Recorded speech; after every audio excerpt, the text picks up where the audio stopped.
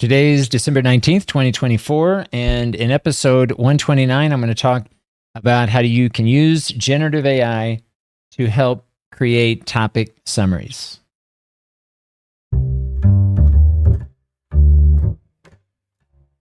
Hello and welcome to ELT Cast, an educational podcast making English language teaching and learning more transparent. My name is Benjamin Stewart at benjaminlstewart.net.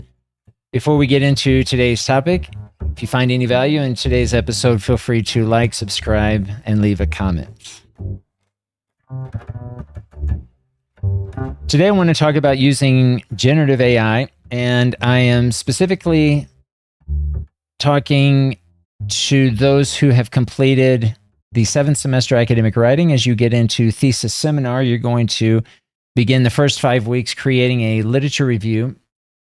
And in most cases, what we try to encourage students is to develop a literature review in academic writing that is going to serve them well and perhaps be able to be used or slightly modified for a thesis seminar. And today I want to give you some ideas as you are beginning thesis seminar and you're taking another look at your literature review from last semester. Thinking about using a few prompts that I want to share with you here today to reflect on what you completed last semester in academic writing, and if needed, what possible changes might you consider as you're getting closer to implementing your own research project.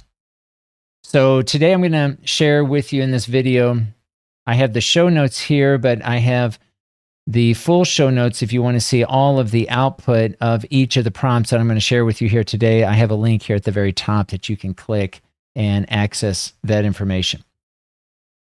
So the reason why I think using generative AI here before we get started, I think the two reasons why I would consider these. The first being as a way to compare what you created last semester with what kind of output that you get from these prompts. Again, it's just a way of looking at some of the current literature that's available, that's freely available, that you have access to, and compare with what you've been thinking about and reading about, writing about, discussing from last semester.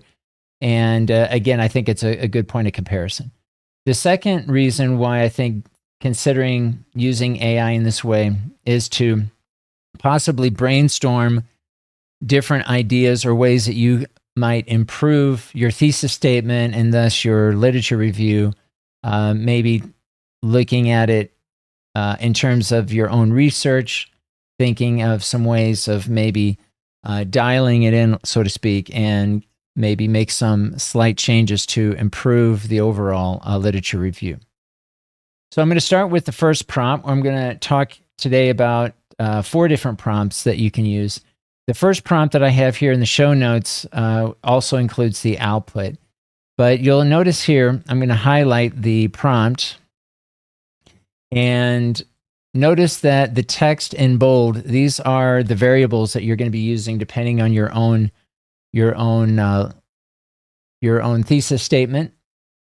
And in this case, I begin the prompt as follows. Identify the top 20 freely available articles on, and then I have here the thesis statement. Now, the thesis statement, I'm only including the topic, the main claim. I'm going to be using the connector because, and then list 3 key points in this case.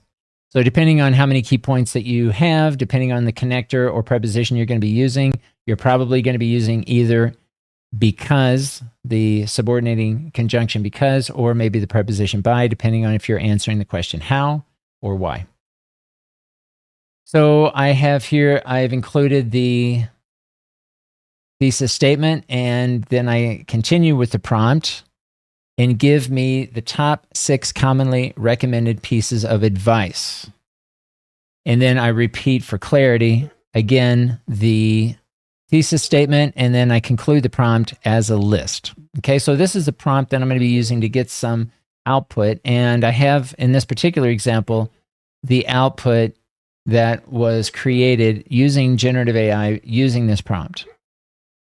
Now, you can question, in fact, you should question any kind of output that's generated. And I'm not really mentioning what kind of large language model I'm going to be using. For this particular case, I used Copilot, but you can use any platform that you want to use to generate these prompts. But you should always question the output, and this is no exception. So you could go in and even tweak this prompt if it's not working for you. But in this particular case, I have the 6 sources of information, and then I have, actually, correction there, I have 5 sources of information, and then I have a list of 6 key points. 6 pieces of information here that I'm going to be using or considering for the subsequent prompts that I'm going to be discussing. So here I have 6 key points, and this is where you can take a look at what you generated last semester and see if these ideas are not, maybe they're already included in what you wrote about last semester. Maybe there's some additional ideas that you might include or tweak and change for any possible changes that you think are necessary.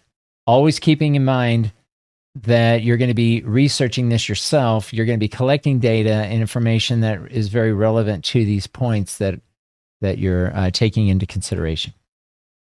So this is the output here that's generated, and then we're going to move on to the next prompt. Now, it's important to remember that this is a prompting sequence. So whenever you're using, let's say, Copilot, you've entered the first prompt. You always want to keep that data in there. As you're training this model, you're keeping that information for context. So the second prompt and later the third and fourth prompt are going to occur in sequence as you're using the, in this case, Copilot. So the next prompt, I'm going to start by stating for the point, and then in this case, encourage active participation. So I have this in bold. This is going to be the first point, and it's coming from my list of encourage active participation.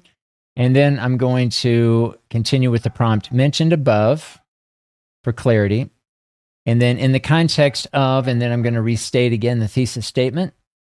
And then I'm going to continue with the prompt with a list of key points here that I want to include. Okay, so now I'm getting into more detailed information where I'm elaborating on the information that was generated from prompt number 1. Notice here again, I'm repeating for clarity again the thesis statement in this particular section of the prompt.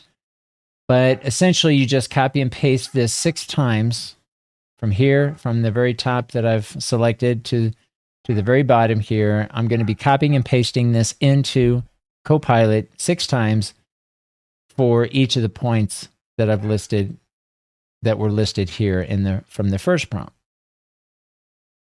Then I'm going to continue with the third prompt. I'm going to, again, run this prompt 6 times.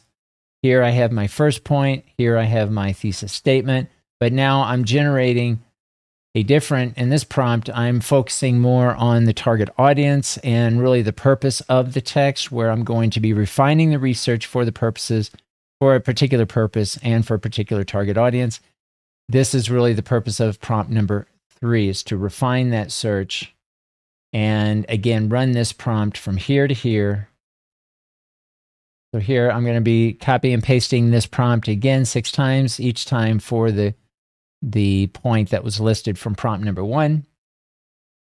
And then the last prompt is going to be a summarizing prompt. Again, here is the restated thesis statement and the criteria. This is all part of the prompt that I'm going to be copying and pasting 6 times from here to here, basically. And I'm going to be including this again for each of the key points. Now, once you do this, you're going to get a lot of information. You're going to have quite a bit of text related to each of these 6 points. And again, the idea is for you to use this as a point of comparison and looking at what you created and what you've been thinking about and spending a lot of time last semester and seeing if there's anything else that might be missing, anything that might be needed in adapting your text from last semester from academic writing and putting together some other ideas for this particular semester when you're creating thesis seminar. I hope this helps. The idea of this short tutorial really is to provide these prompts for you to experiment and see what kind of output that you're getting. For the purposes of this example, again, click here, full show notes, to see all of the output for this particular example to give you a little bit more context. But I encourage you to take a look at these prompts, try them out, and see what you get. And again, of course, these are going to be some things that we're going to be talking about as we get started in Thesis Seminar. This is ELT Cast, an educational podcast making English language teaching and learning more transparent. Thanks for listening.